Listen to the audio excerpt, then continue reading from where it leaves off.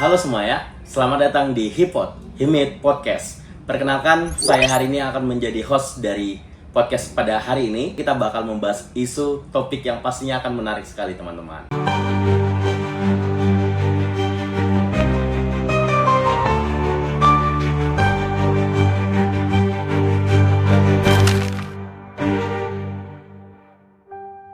Oke teman-teman sekalian, hari ini kita bersama pemateri kita yang sangat luar biasa. Kita bersama narasumber.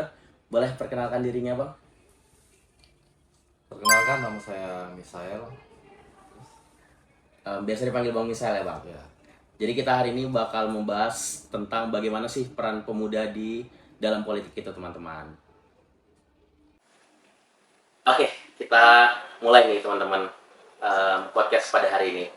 Mungkin dari Abang dulu, apa kabar Bang? luar biasa, baik, Baik ya Bang, tadi habis baru pulang kerja ya berarti ya Bang? baru banget. Oke, sebelumnya kami apresiasi sekali buat Bang Misael karena udah menyempatkan hadir untuk kita berdiskusi terkait podcast. Ini episode keempat Bang. Jadi sebelumnya udah ada beberapa podcast dan ini episode keempat. Jadi mungkin langsung aja.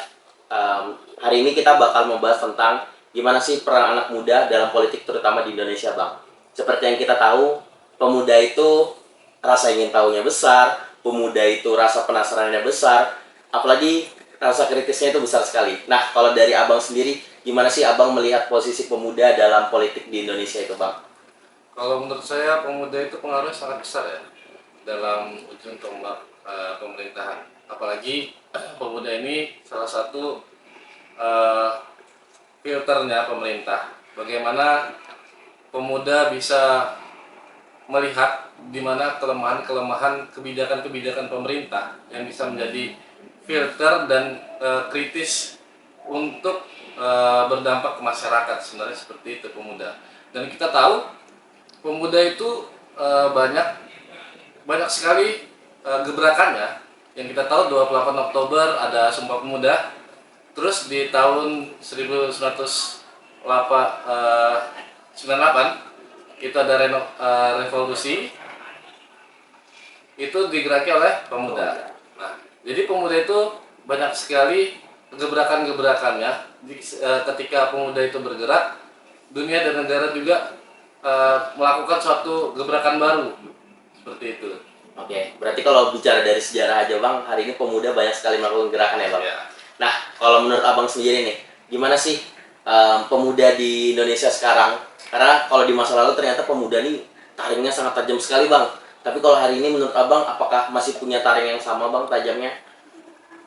Menurut saya kalau untuk dalam tingkat partisipasi dalam konteks kutipnya itu pemilihan, kebanyakan suara pemuda itu paling terbesar untuk tingkat partisipasi.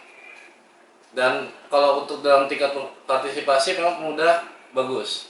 Tapi untuk sebagai kontrol filter untuk pemerintahan, kebanyakan pemuda itu masih banyak yang terbawa arus di berita-berita hoax misalkan seperti itu. Terus masih banyak yang kurang ingin tahunya, mereka itu kurang.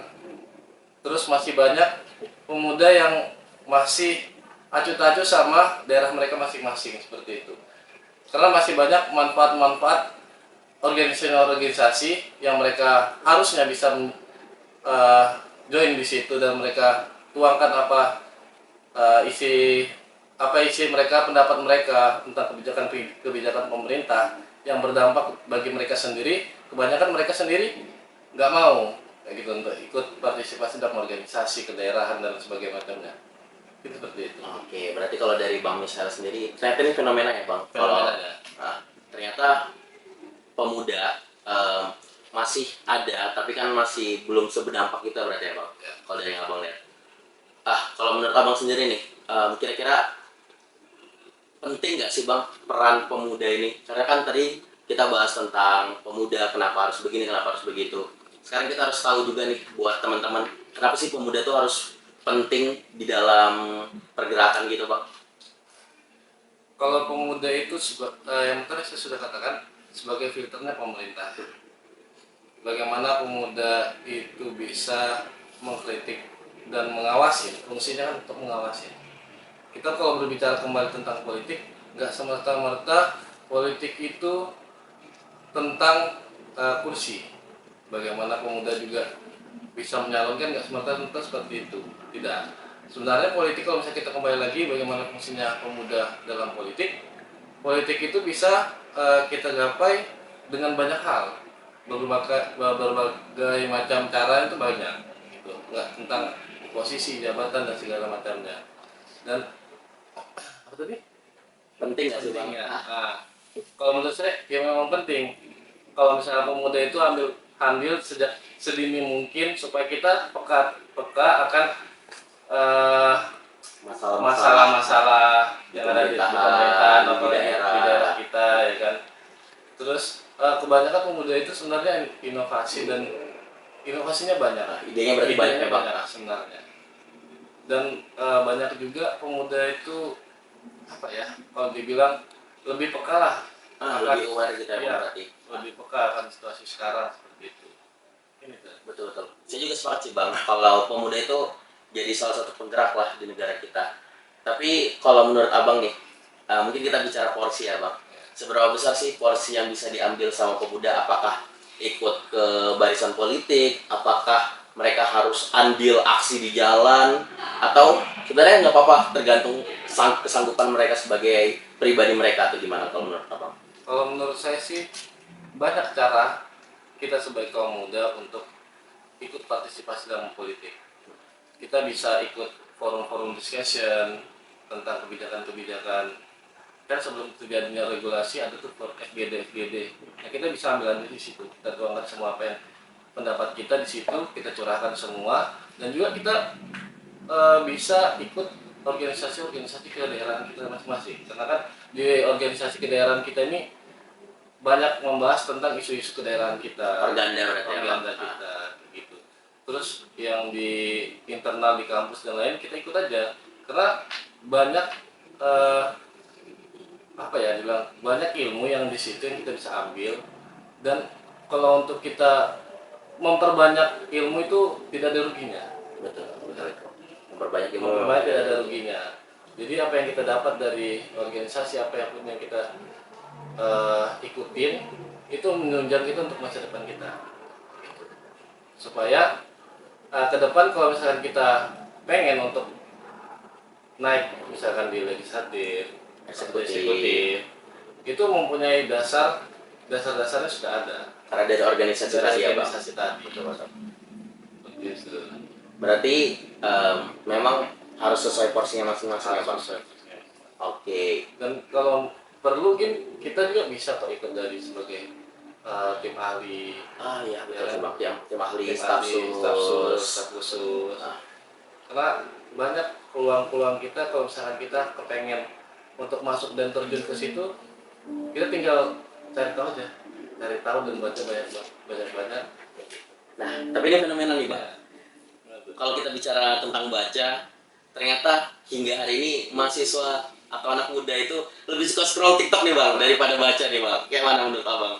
Nah justru itu kan saya mulai dari awal kan, anak muda sekarang tuh gampang banget terbawa arus dan terbawa oleh berita-berita hoax. Dapat sedikit berita ini langsung komen, langsung share, langsung Anda tahu kebenarannya seperti apa. Sebenarnya kalau misalnya kita mau pemuda itu sebenarnya namanya kita filter ya. Kita tuh nggak boleh sembarang aja untuk ngambil informasi tanpa kita filter, ya kan? Harusnya kita filter dulu ini betul atau enggak, supaya kalau misalkan mau betul ataupun hoax, kalau hoax kita nyatakan ini hoax nih yang kita dapatkan, kita nggak sembarang menyebarkan kayak gitu. Makanya sebagai pemuda kita harus punya integritas supaya kita nggak terbawa arus nih. Bagaimanapun kita mau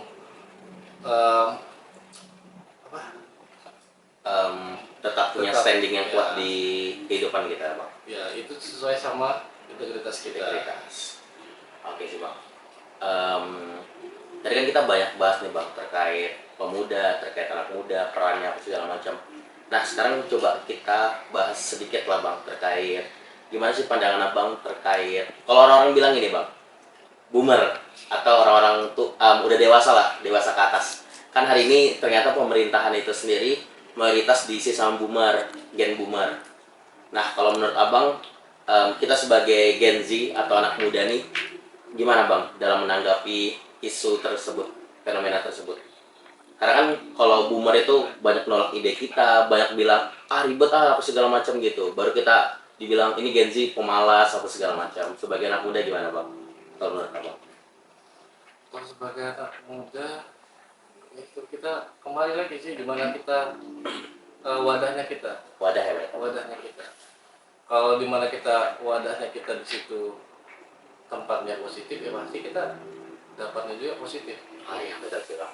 Pertama itu circle kita. Dari misalnya kalau kita cuman di circle yang taunya cuma main game, sana sini gitu kan, tanpa ada diselingi sama organisasi-organisasi yang positif, itu kita dapatnya ya seperti itu. Apa yang keluar dari kita tuh ya cuma Asal sebut aja ya bang. asal sebut doang gitu. Iya sih bang, betul sih lingkungan itu mempengaruhi. Jadi kalau misalnya saya berteman sama orang yang pakai parfum terus keciprat wangi lah ya bang. Pertanyaannya Nah, mungkin lanjut bahas, tadi kan udah bahas terkait gimana sih pandangan abang terkait lingkungan di dunia kerja, dalam politik dan segala macam. Nah, kita bahas strategi nih bang, boleh ya bang? boleh. Abang ada tips and trick nggak bang buat anak muda supaya mudah beradaptasi, supaya peka sama politik, supaya responsif terhadap isu-isu sosial dan politik, gimana tuh bang? Menurut abang? Ini berangkat dari pengalaman pribadi ya. Kita Iya. sekali lagi nih Boleh, pengalaman boleh. pribadi ya. Nah, kalau misalkan saya dulu, kalau untuk memandang itu dimotivasi kita dulu. Motivasi ya bang. Ya motivasi kita dulu. Kita mau ke depan mau ngapain? Jangan mau terbawa arusnya doang. Kayak sudahlah ke depan masih lama. Masih ada tahun, 2 tahun, 5 tahun ke depan masih lama lah. Kita nikmati aja dulu hidup gitu kan. Kita jalan-jalan foya-foya kayak gitu kan. Tapi kalau misalkan kita sudah punya motivasi untuk ke depan, saya mau jadi ini, nah, pasti sudah ada trik dan langkah-langkahnya kita. Kita kuliah di mana kita tentuin nih. Saya mau kuliah di ilmu pemerintahan, ya kan? Saya mau jadi seperti ini. Ya, saya kuliah di ilmu pemerintahan. Saya ikut organisasi. Di organisasi saya ambil posisi-posisi yang strategis. Dan saya banyak berdiskusi sama senior-senior yang lebih duluan terjun di lapangan daripada saya. Karena kalau kita haus ilmu itu pasti nggak ada salahnya. Banyak tanya sharing-sharing lah sama senior-senior sama yang lain. Pengalaman abang seperti apa dulu? Saya seperti itu dulu. Terus triknya setelah itu kamu tujuannya kemana nih? Tujuannya kalau misalkan kita mau terjun langsung di suatu politik, ya harus punya lingkungan politik. Terjunlah di kader-kader, ikut kader. Ya kita nggak usah sebut aja ikut kader, itulah, ya kan. Kalau misalnya kita tujuannya itu, tapi kalau tujuannya kita memang sebagai jadi pegawai negeri sipil atau segala, ya kita banyak memperbanyak ilmu, diskusi, memperbanyak ilmu, baca-baca sejarah, baca-baca pengetahuan yang sekarang, kayak gitu. Kita tujuannya kita dulu nih, motivasi kita mau kemana? Jangan mau jadi motivasi yang serba pasrah aja lah. Kan kata orang bilang, gantunganlah mimpi setinggi langit kan. Kalau misalnya kamu jatuh masih Di awan-awan ya, Pak. awan-awan. Contoh Seperti itu. Oke, berarti kita ya teman-teman tadi ada sedikit tips and trick dari Bang Kael. Kalau hari ini teman-teman punya mimpi, kalau hari ini teman-teman pengen punya mimpi, bermimpilah setinggi langit. Jadi kalau jatuh di awan-awan ya Bang. Oke, kalau dari abang sendiri nih, selama berkarir, selama perjalanan hidup, pengalaman apa yang kalau dari menurut abang paling berkesan dalam ilmu pemerintahan nih bang, untuk prospek kerjanya abang? Karena kan kita lagi bahas politik juga kan bang. Prospek kerja. Iya.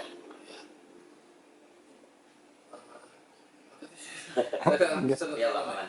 Jadi selama karir abang ini, kalau kita bahas politik, kira-kira pengalaman apa bang yang paling berkesan, yang paling berkaitan lah dengan politik? Oh, Yang paling berdampak lah bang.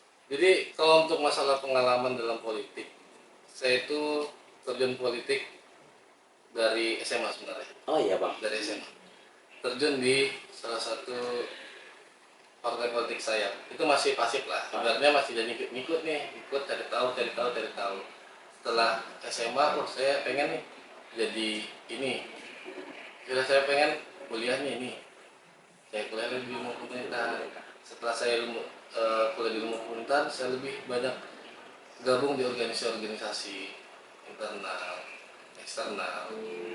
Saya lebih mencari tahu pengalaman-pengalaman yang dimana itu berkaitan dengan ilmu pemerintahan, sejarah, terus bagaimana mengkaji kajian seperti itu. Dan juga pada saat setelah saya lulus, saya ikut diajak sama beberapa anggota dewan di 2000, kalau nggak salah 2023. 2023 2 tahun yang lalu. Sebenarnya 2019. Karena saya sudah pasif kan, nggak terlalu ikut, dan saya menggelutinya itu 2023.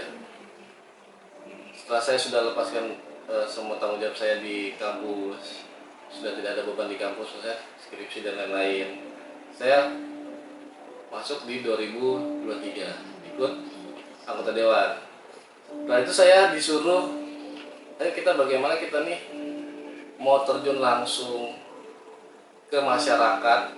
Soalnya saya ditunjuk, kau masuk ke daerah pedalaman. Daerah saya itu kalau misalnya tahu daerah Kota Bangun sampai Tabang. Sampai Tabang apa? Sampai Tabang, itu zonanya saya. Jadi saya masuk di desa-desa. Dengan anak muda seperti saya, anak-anak kalau orang bilang. Anak-anak ya bang. Ketemu kepala desa, ketemu sama tokoh-tokoh adat, tokoh-tokoh lembaga masyarakat. Itu saya pengalaman pribadi kayak masih dianggap remeh gitu. Saya datang, adik ngapain? Ngapain? Setelah saya jelaskan maksud dan tujuan saya datang ke sini untuk melakukan itu, sebenarnya di anggota dewan itu dulu ada namanya reses. Ya, reses. Aspirasi masyarakat. Dan di situ saya masuk ke desa-desa yang belum pernah tergapai, dan untuk desa-desa yang di ujung sekalian itu masih bisa kita gapai dengan cara bagaimana kita membangun komunikasi awal. Dan komunikasi awal itu saya lah yang diutus untuk ke sana. Antara mau atau tidak mau, karena saya juga sepakat sih sama abang. Karena hari ini kalau kita bilang politik itu berhenti di kotak suara sangat kecil sekali ya bang. Padahal lebih dari itu, bisa dengan pertama aware sama isu politik, atau bahkan lebih luas lagi kita berdampak bersama tokoh politik seperti cerita abang. Itu kan kita menunjukkan peran kita sebagai anak muda gitu ya bang. Oke, mungkin terakhir sih bang, terkait peran pemuda dalam politik terutama di Indonesia. Sebagai closing statement abang, apa yang pengen disampaikan ke teman-teman Hipot nih bang? Ya, untuk muda-mudi Indonesia, jika ingin menjadi agen perubahan dalam politik, maka mulailah dengan membekali diri kalian dengan pengetahuan yang cukup dan memahami isu-isu bangsa, mana yang benar dan mana yang hoax. Jangan terpengaruh dengan hoax, karena kalau sudah ikut dalam terpengaruh oleh hoax, apa yang kita tabur dan itu yang kita bakalan tuai. Informasi-informasi yang sebenarnya benar itu bakalan hilang begitu saja. Bangunlah karakter anak muda yang jujur, kritis, dan berintegritas. Gunakan suara, pikiran, dan inovasi kalian untuk menghadirkan politik yang bersih, transparan, dan berpihak kepada masyarakat. Ingat, perubahan besar selalu dimulai dari langkah kecil yang konsisten. Jadilah generasi yang tidak hanya menuntut perubahan, tetapi juga mengambil bagian dalam perubahan. Pemuda bukan sekedar penonton sejarah, pemuda adalah penulis masa depan bangsa. Mungkin itu saja closing statement saya. Terima kasih. Perlu kita tanamkan bagaimana kemudian kita harus memahami bagaimana sih peran pemuda, apa sih urgensi pemuda dalam keterlibatan di politik, dan apa saja strategi yang bisa kita lakukan sebagai pemuda. dan apapun yang kemudian perlu kita sampaikan itu alangkah baiknya kita sampaikan secara matang. Kenapa? Seperti yang Abang Mikael bilang tadi, jangan terpengaruh sama hoax, jangan terpengaruh sama hal-hal yang bohong. Karena hari ini kita tidak membawa kepentingan pribadi, tapi kita membawa kepentingan bersama, yaitu untuk Indonesia lebih baik. Mungkin sedikit dari saya, terima kasih banyak Bang Mikael. Closing statement dari saya adalah, hari ini kita harus sadar bahwasannya bangsa Indonesia tidak bisa lahir dari keringat rakyatnya sendiri, tapi kita harus lahir dari kerja keras kita bersama. Mungkin terima kasih banyak Bang Mikael atas hadirnya di HIPPOD keempat kita pada hari ini. Kurang dan lebihnya mohon maaf. Wabillahi taufiq wal hidayah. Wassalamualaikum warahmatullahi wabarakatuh.